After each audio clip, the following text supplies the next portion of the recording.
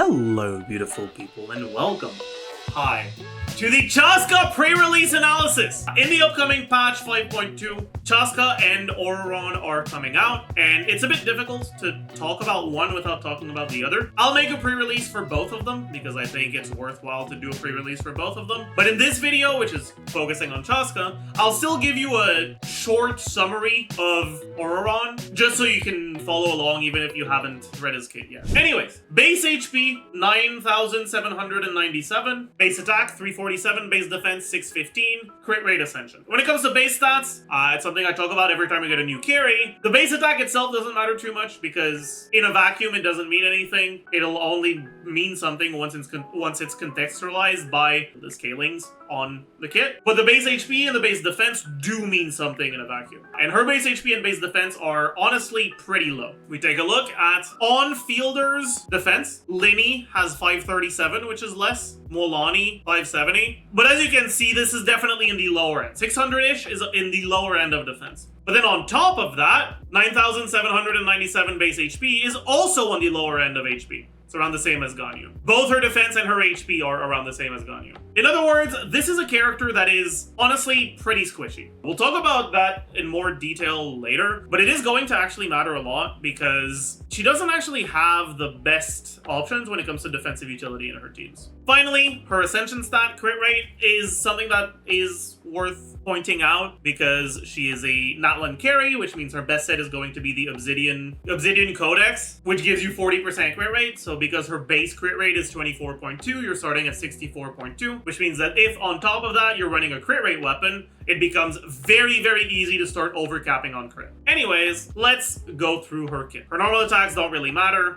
She's a bow user. She does bow things, but her skill does. And we have a lot of text here. All right, I'll read the whole thing and then I'll give you a little TLDR. Chasca and the will residing in her weapon resonate, dealing Night Soul aligned AoE animo damage. After using this skill, Chasca gains 80 Night Soul points and enters the Night Soul's Blessing state. While she's in her Night Soul Blessing, continuously consume Night Soul points. When Night Soul points are fully depleted or the skill is used again, Chasca's Night Soul Blessing state will end. Her Night Soul Blessing has the following traits: Mounts Soul Sniper Ritual Staff, increasing Chasca's movement speed and interruption resistance. In this state, Chasca will continually consume Night Soul points to remain airborne. When sprinting or increasing height, extra Night Soul points will be consumed. When using normal or charge attacks, tap or hold to switch between using multi-target fire in different ways. Multi-target fire, tap. Deal Night Soul aligned animo damage to opponents in front. This damage is considered normal attack damage. Hold, enters aiming mode and choose a certain number of opponents within a certain range before loading up to 6 Shadowhunt shells based on the duration for which the skill was charged. When 6 shells have been loaded or charging is stopped, these shells will be fired at the chosen opponents in sequence. Shadowhunt shells deal Night Soul aligned animo damage, which is considered charge attack damage. The 4th, 5th, and 6th shells loaded into the cylinder will undergo elemental conversion based on the elemental types of the characters in the party. For each pyro, hydro, cryo, or electro character in the party, one Shadowhunt shell will randomly be converted into a shining Shadowhunt shell of one of these corresponding elemental types, dealing Night Soul aligned damage corresponding to that elemental type. This damage is considered charge attack damage. The shells loaded into the cylinder are fired starting from the last Shadowhunt shell to be loaded in a last in, first out order. Additionally, when Chasca is in the Night Soul's Blessing state, holding her elemental skill will cause her to execute a Night Soul aligned plunging attack. Release the elemental skill to interrupt this plunge attack and maintain her airborne state. When Chasca hit the ground with her plunging attack, her Night Soul's Blessing state will end. It's a lot of yapping. Effectively, what her skill does is it's a mix between Molani and Wanderer. You press your skill and then you start flying. But instead of having the stamina bar that Wanderer has, it's a Night Soul bar. While you're flying, in Wanderer's case, it doesn't actually change his attacks, it just gives him a buff. Chasca's attacks do get changed. And she has a worthless, completely irrelevant normal attack that you should never use because it's completely garbage. And she has a charge attack. The charge attack works somewhat similarly to Navia's E, where you start holding it and you aim it in a given direction. But unlike Navia's E, which you can, load up the bullets before you start charging it, Chasca's E only starts loading bullets when you start charging. So you have to hold it. You can't just insta-unload like you can with Navia. And what loading it does, so this is going to be your screen, right? You're going to be aiming in the middle with your circle, and then you're going to have up to 6 shells. At a baseline, these shells will be animo damage. However, based on the elements in your team, the last 3 shells to be loaded will become a different element. For example, your team has Bennett, Xiangling, Farina. You'll have 2 pyro bullets from Bennett and Xiangling and 1 hydro bullet. The order of these bullets, as far as I'm aware, is random, which means that the hydro bullet could be here,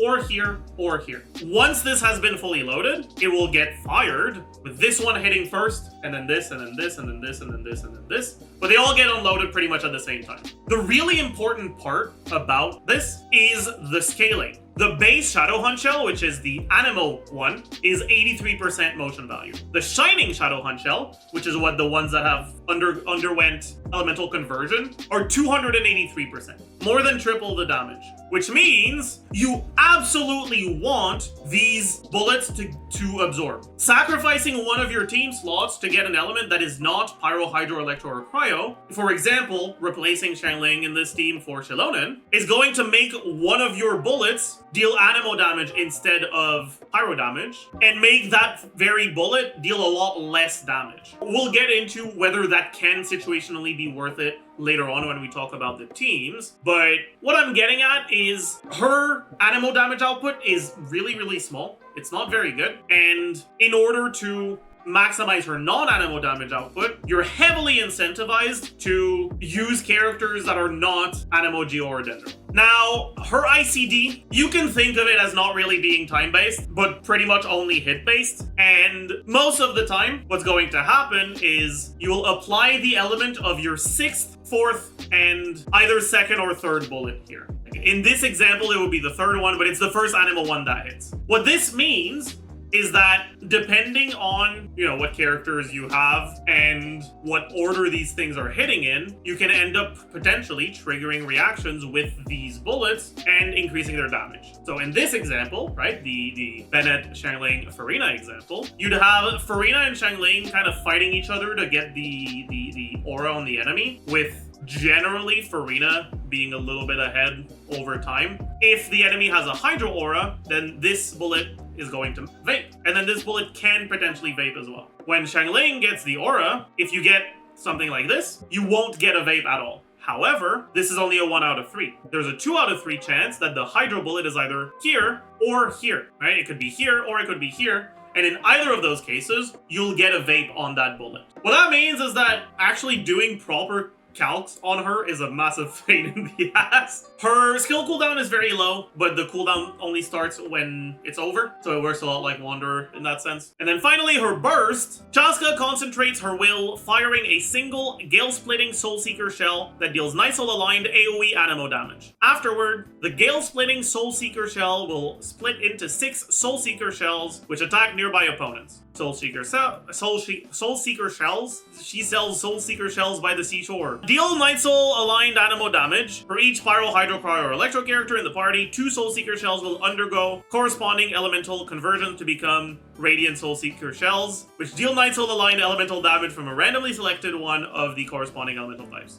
In other words, your burst deals Animo damage, and then 6 instances of additional Animo damage. And then, much like her skills shells, the element of those shells can be changed based on your party. In the aforementioned example of Bennett, Xiangling, Farina, 4 of the bullets would be converted to Pyro, and 2 of them would be converted to Hydro. And you would end up with an initial hit of Animo, followed by 6 hits of Hydro and Pyro. But the motion value on this is actually kind of high. 351.6% per bullet with 6 bullets. That's 2100. That's actually pretty damn good. Her burst is actually pretty good. However, her particle generation isn't great, which means that there are going to be teams where you burst every other rotation rather than every rotation. Her burst, just like her skill, is every 2 hits, which means that the burst would work kind of similarly to this. It would be something like this. And if the enemy starts with a Hydro aura, this would vape, this would refresh the aura, this would vape. And if they start with a Pyro aura, this wouldn't do anything, this would vape, and then this wouldn't do anything. Or this would reapply the aura but not vape.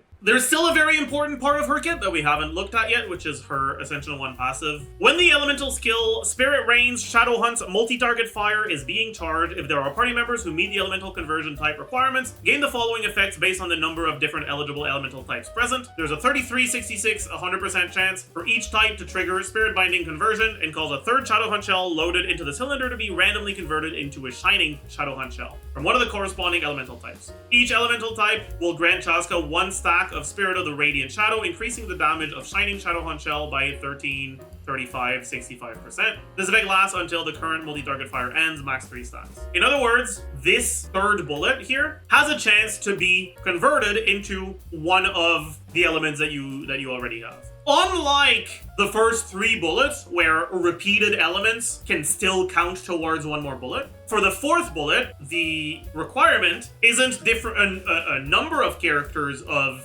FEC, Pyro, Hydro, Electro, Cryo, PHAC, FEC elements. It's the amount of elements that you have.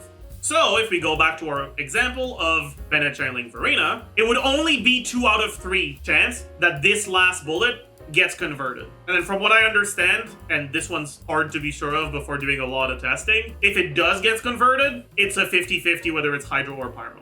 It's also possible that it's 66% Pyro, 33% Hydro, I'm not sure, but it doesn't matter that much. Anyways, 2 out of 3 that this bullet becomes Hydro or Pyro. Thankfully, this specific bullet will not apply elements, because that would make the calcs a massive pain in the ass to do. But in this situation, what you end up with is basically this third bullet would be Anemo a third of the time, Hydro a third of the time, and Pyro a third of the time. If you're playing a team that has 3 different elements, this bullet will be guaranteed to infuse, or to absorb, I guess. But the specific element that it absorbs will still be random, chosen between your 3. On top of that, you get damage percent based on the amount of elements. So again, in our Bennett channeling Verena example, we would get 35% damage bonus on her charge attack. It's only the charge attacks that are not Anemo, but honestly, the charge attacks that are Anemo deal so little damage that it doesn't matter that the buff doesn't apply to them. In a team where you would run 3 different elements, you would get 65% instead. Finally, you have the Ascension 4 passive, which isn't that good. When a nearby party member triggers a Night Soul Burst, Chasca will fire a Burning Shadowhunt shot at a nearby opponent, dealing Night Soul aligned Anemo damage equal to 150% of the Shadowhunt shell's damage from her elemental skill Spirit Rains Shadowhunt. If the party has Pyro, Hydro, Cryo, or Electro characters, the Burning Shadowhunt shell will be converted to deal Night Soul aligned elemental damage of the corresponding elemental type, equal to 150% of the damage dealt by Spirit Rains Shadowhunt's Shining Shadowhunt spell. So basically, you get an additional Shining shell that deals 50% more damage. However, this happens when you trigger Night Soul Burst, which won't necessarily be during Chasca's uptime. So it's not guaranteed to get buffed. But then on top of that, every time you unload your shells, you already get 3.67 to 4 Shining shells, and you'll generally be able to do that 4 times per skill. So you already get 15 to 16 bullets, so 1.5 more is a relatively minor effect. Then we have exploration passives, who cares? I guess the exploration passive means that she'll be able to fly for longer than Wanderer, so that's cool, I guess. That's it for the basic explanation of her kit, and it's a really cool kit. I've been wanting an Anemo character whose main source of damage is absorption, non-Anemo damage for a very long time, and I'm really happy that we finally get one. I think that having that absorption be based on party members rather than based on what's currently on the enemy when you use your abilities is really cool, because it lets you do interesting reaction stuff, but it's still straightforward enough for most people to be able to get it without too much thinking. Obviously, there's a lot of words in the kit description, but I don't think it's actually that hard to understand. And as of now, beta version 5, it doesn't look like she is getting affected by the Zajef curse. It's not looking like Viridescent, but her better teams do seem to have pretty good damage. So fingers crossed that V6 doesn't completely destroy her, because if it does, I'll have to re-record this whole ass video, and I don't feel like it. So, the biggest, I think, potential issue when it comes to Chasca is going to be her team building restrictions. She's an attack scaling character that triggers reactions based on the elements in your party, and she has pretty good scaling, but the fact that she can't work with Geo Anemo or Dendo characters, or not that she can't work, but that she's heavily incentivized not to use them, it heavily limits her options, and it makes it so that the few characters that actually have great synergy with her, namely Bennett, Verena, and then a few others, are just so far above the rest that her good teams are going to be very repetitive. I feel like I'm starting to repeat myself, but this is another character where Bennett Farina is going to be her best team by a pretty big margin. However, a very squishy character played in Bennett Farina tends to be even squishier. So that will lead to potential performance issues against aggressive enemies, where you'll have to ditch one of your useful slots for a defensive utility slot, and it'll be a pretty big difference. In any case, this is the list of bows I want to talk about. Now, if you are paying attention and you're already somewhat familiar with a lot of the bow characters and their builds, you might be wondering, why isn't Slingshot here? Well, the gunshots that Chasca hits the enemies with aren't actually considered as having been fired. Therefore, this effect just doesn't do anything. And that's why Slingshot isn't worth mentioning. It's a low base attack weapon on an attack scaling character that doesn't have a passive. Yeah, for the very same reason, Amos's bow is not a very good option. I wanted to talk about it quickly, just to say that it's ass.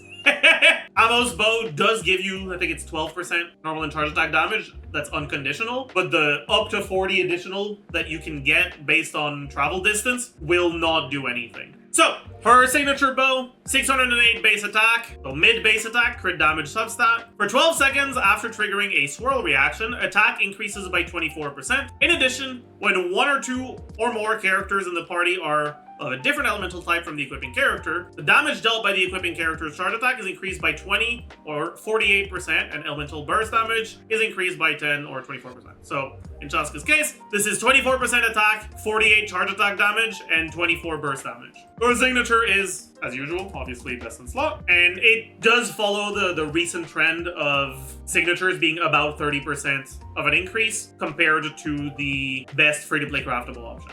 Next, we can talk about Skyward Harp. Skyward Harp is always a fine stat stick. However, this is a crit rate weapon on a character that starts at a baseline at 64.1% or 64.4% crit rate. With Skyward Harp, you jump up to 86.4, which means that it can start becoming pretty easy to overcap on crit depending on what your artifacts look like. It's a fine 5-star stat stick, but you have to be careful not to overcap crit too much.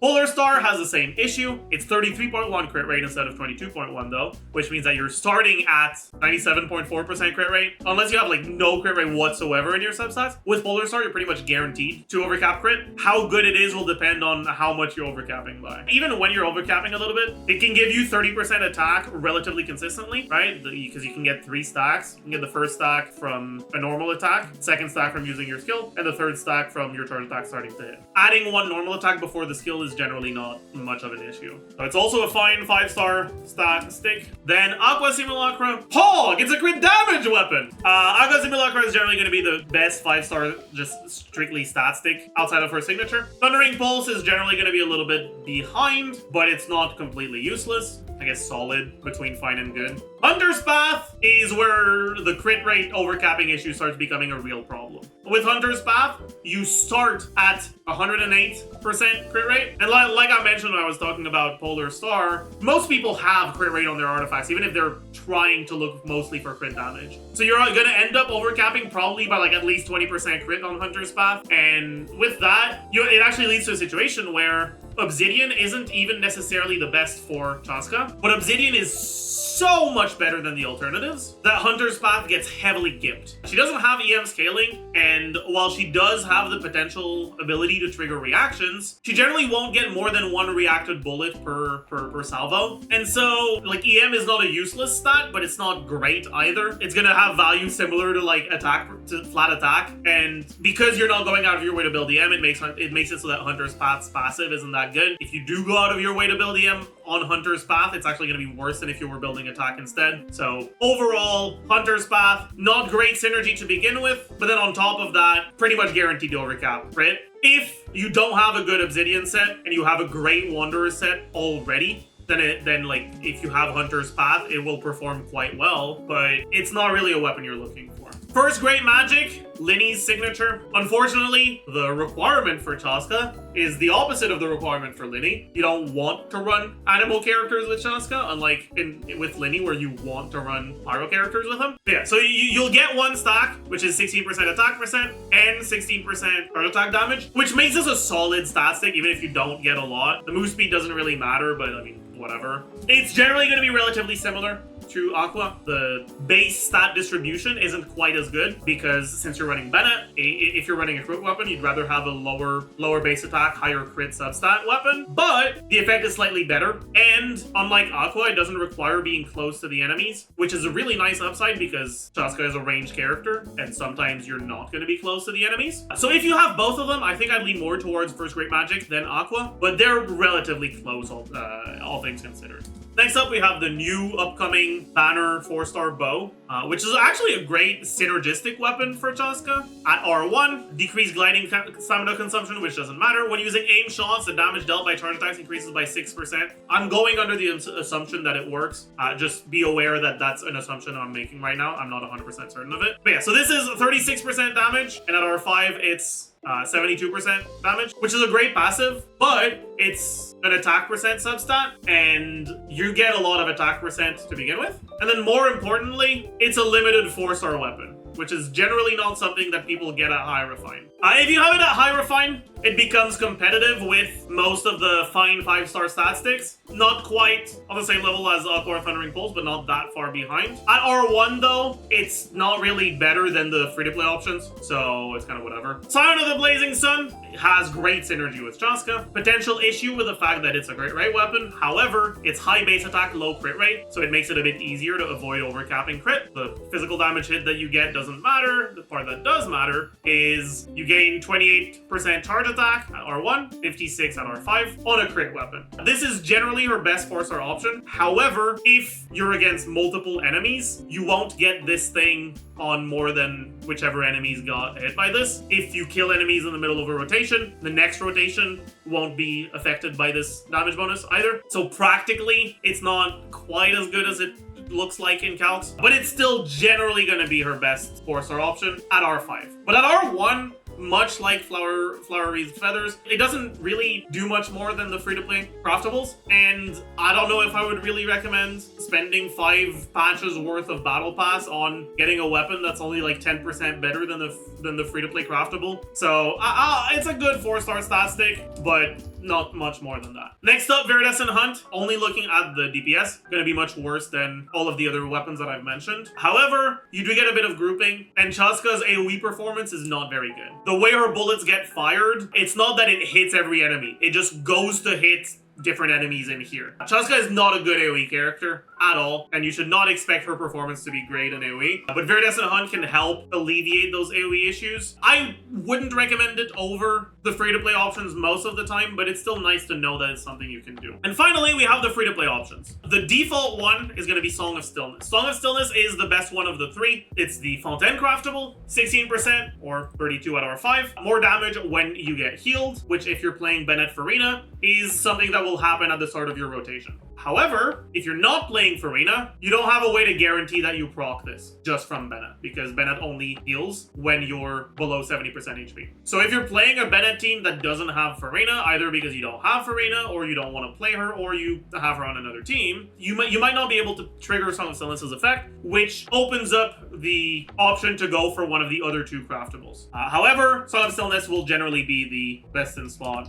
free-to-play. Hamayumi, R5, increases charge attack damage by 24% when your character's energy is full. This effect is doubled, so 48%. The stat distribution is a little bit worse because Chasca gets so much attack percent from running an attack goblet very often in a lot of her teams and just being a great target for attack percent buffs. You'd rather have a weapon, if it's going to give you attack percent, you'd rather have it give you high base attack and low substat, because a goblet that gives you 46.6% attack will give you more attack if your base attack is higher than if it's lower. So the stat distribution for Hamayumi is not as good. However, the effect is better, and this balances out to it being about as good as Song of Stillness when your energy is full. However, like I mentioned earlier, Chasca's energy generation isn't actually all that great, and there are a lot of teams where you will not generate enough energy to burst every rotation. But you also don't want to just not use the burst because her burst is very good, It may not necessarily be worth sacrificing damage stats to build ER to get it, but if you have it available, you definitely want to use it, which means that unless you're playing a team that generates a lot of energy or against enemies that generate a lot of HP particles when they die, you generally won't have the doubled effect very often, and so Hamayumi is going to be worse than Song of Stillness. And then finally, Chainbreaker. Chainbreaker gives you 9.6% attack per character that has a different elemental types from Chasca, which is pretty much always going to be 3 in her teams. And when you have 3, you additionally gain 48 EM. The problem here is just that this effect isn't that good. Like we already said, you really want to use Bennett in her teams, and there's a heavy incentive to use attack percent Goblet, which means you already have so much attack that attack percent from the effect is worse than damage percent. On top of that, like I also already mentioned when I was talking about Hunter's Path, EM isn't that valuable. That being said, unlike Song of Stillness and Hamayumi, this is not really conditional whatsoever, which means that if you're not playing her with Farina or anything like that, Chainbreaker will be a fine, unconditional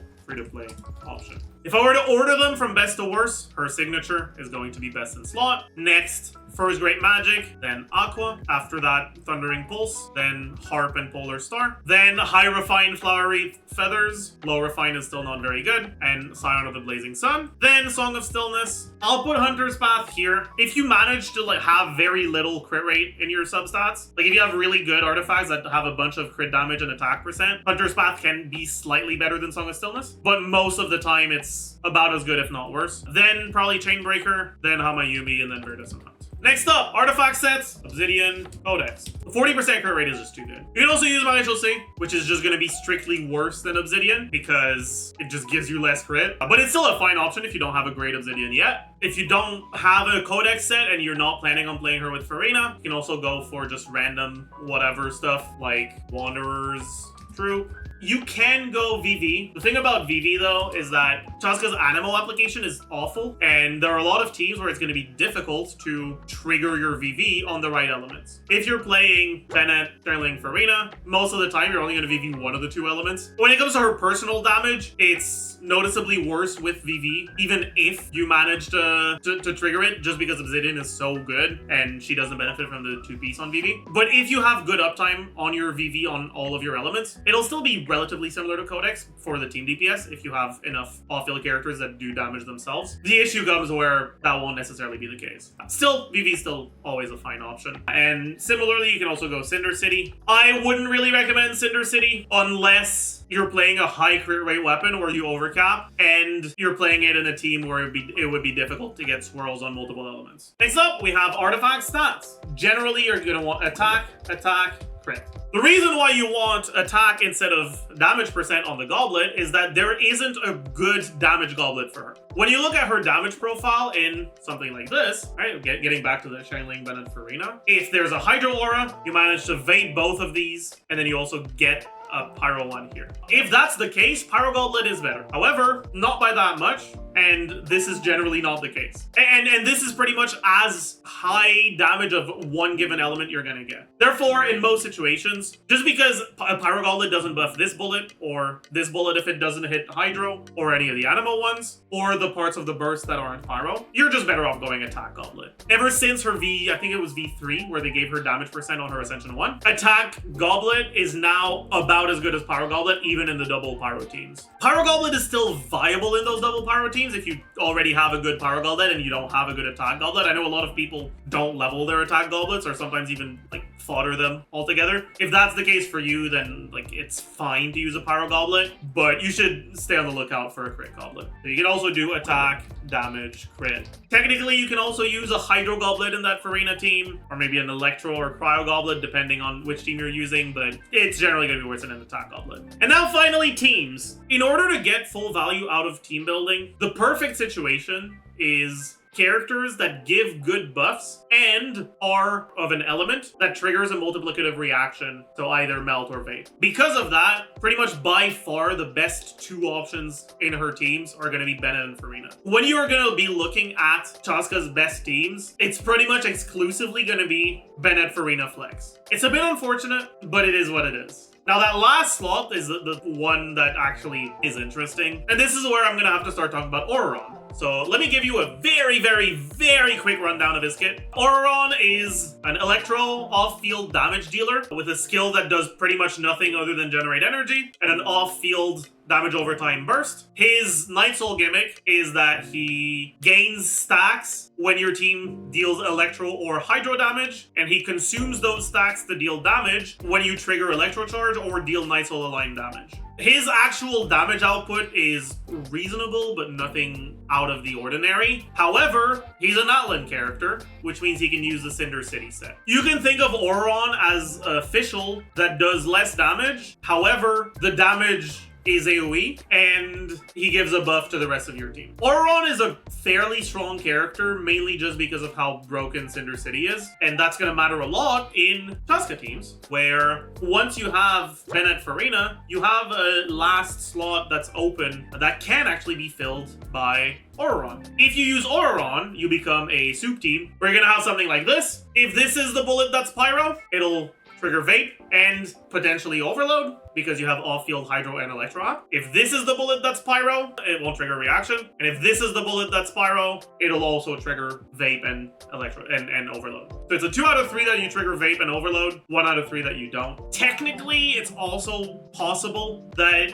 the timing lines up like ass and you end up having an unreacted bullet that applies Pyro, but it won't happen very often. Now, because Ororon has alright personal damage and it's actually AoE, which is something that Chasca actually cares about because her AoE is ass, and because Ororon gives her a pretty sizable buff from the fact that he can use Cinder City, and also something that I haven't mentioned yet, which is that Ororon has a decent amount of energy generation, which can potentially make it easier to get closer to bursting every rotation on Chasca. Ororon ends up being a pretty good teammate for Chasca. On top of that, Ororon C6 gives your active character an attack percent bonus up to 30%, which is also going to help. But yeah, I'd say that Chasca's best team is looking like it's going to be Bennett, Farina, Ororon. And the second best team is looking like it's going to be Bennett, Farina, Xilonen. Only looking at the damage, the Xilonen team seems to be all like somewhat similar to the Ororon team, a little bit better than C0 Ororon. However, Chasca is a range character, and being forced to stay melee range because of Xilonen, especially in a team that doesn't have a lot of resistance to interruption on a character that is as squishy as Chasca is. Technically, Chasca does get resistance to interruption from her flying state, but it's not perfect. But generally, you'll be better off using Ororon instead.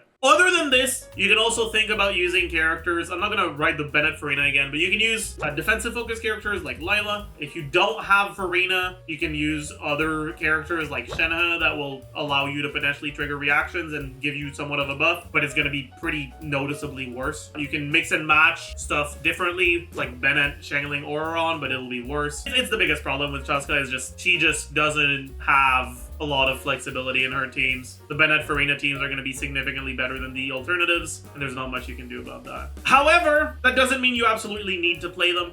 You should be fine playing pretty much any archetype as long as you're willing to not play the best teams. Her damage won't be the greatest, but it'll be fine. We can quickly talk about her constellations. C1 makes it so that the second bullet gets converted. So this bullet now also gets converted. And this is the next bullet that would apply an element. So it can potentially add a reaction for you if it gets the pyro or something like that. And it also makes it so that if you're playing a team with 2 elements, so the Bennett Xilonen Farina team, for example, it cannot hit Anemo on the third bullet anymore. It effectively gives you 1 more stack of the chance trigger on the Ascension one. It doesn't give you 1 more stack for the damage percent, but it does at least make the trigger more consistent. In other words, this is 1 additional bullet starting from 4, or 1.33 additional bullets starting from 3.66. It's generally going to vary between a 10 and 20% damage increase depending on whether it reacts and what team you were starting with. C2, when Chasca takes the field, she will obtain 1 stack of bullet trick. So basically it makes it so that if you are running only 2 elements, you get the additional stack. You still get the third one. In addition, when your absorbed shells hit opponents, you deal AoE elemental damage of the corresponding elemental type of the Shining Shadowhunt shell, equal to 400% of Chasca's attack, but only once per salvo. 400%, if you're looking at talent level 10, is 1.3 shells worth of damage, but it's AoE. I'm not entirely sure how big that AoE is, but it gives her a little bit of AoE. It's also a pretty solid early constellation. Next is skill damage. Obviously, she's a character where most of her damage comes from her skill. So skill damage is pretty alright. C4, when your burst hits, it restores 1.5 elemental energy and deals 400% of her attack. But it can only trigger, wait, this is ass, isn't it? Unless I'm missing something, this is like about as much damage as the C5 does. That's kind of ass. Finally, Chasca's multi-target fire charge time is decreased, and after the passive talent Bullet Trick's Spirit Binding conversion is triggered, Chasca will gain the Fatal Round state for the next 3 seconds. The next time Chasca uses the multi-target fire, the shots will finish charging instantly, and the crit damage of that instance will be increased by 120%. That seems like it's pretty strong. Whale stuff aside, looking at like early constellations and their value, I don't think they're particularly outstanding, but I don't think they're bad either. I think they're relatively average. The biggest factor when it comes to her constellations is that, as far as we're aware at least, she's going to be released with Ororon. Ororon is going to be on her banner, and Ororon's constellations are pretty good. And so if you were to choose between early constellations on Chasca versus signature weapon, I'd lean more towards Chasca constellations, just because it's also going to let you get more Ororons on the way. Yeah, I guess I also want to quickly talk about Xilonen here, and I guess Talha as well. The biggest issue here is that losing a bullet is f***ing yikes. To the point where, even with the shred from Xilonen, because you lost one bullet, you don't actually deal more damage, you do less damage. And then on top of that, Xilonen herself doesn't give you any damage, or sorry, doesn't deal any damage, whereas the other alternatives that would give you a bullet, like Xiangling and Ororon, do a pretty reasonable amount of damage themselves. And so I would not recommend using Xilonen in her teams. She works if you need to use someone and you don't have anyone you can use, but she's definitely low on the list of recommendations. But yeah, that's pretty much gonna do it when it comes to the important stuff. In conclusion, to give you a bit of a summary of my thoughts on her, I don't think she's gonna be weak, but she is definitely going to have some gameplay issues. She's the sort of character that doesn't have great teams with defensive utility and has pretty big problems in AoE, which means while her performance against bosses and like speedrun performance and stuff like that is probably going to be pretty good, she is a sort of character that's probably not going to feel too great to play outside of the situations where she's good. It's something I mentioned about Kinich, and it's definitely something I've felt ever since he came out, that he generally tends to feel worse than he should if you only look at his damage. I expect Chasca to have some similar issues. If you're willing to work around that, then she should be a fairly strong carry. But if that's something that you think will bother you, then it might be a reason not to go for her. And that is going to do it for the pre-release. I hope you enjoyed yourselves. I will also be recording an Ororon pre-release, so you can look forward to that. It should be coming out soon as of the release of this video. And so I will see you guys in the next one. Bye, YouTube.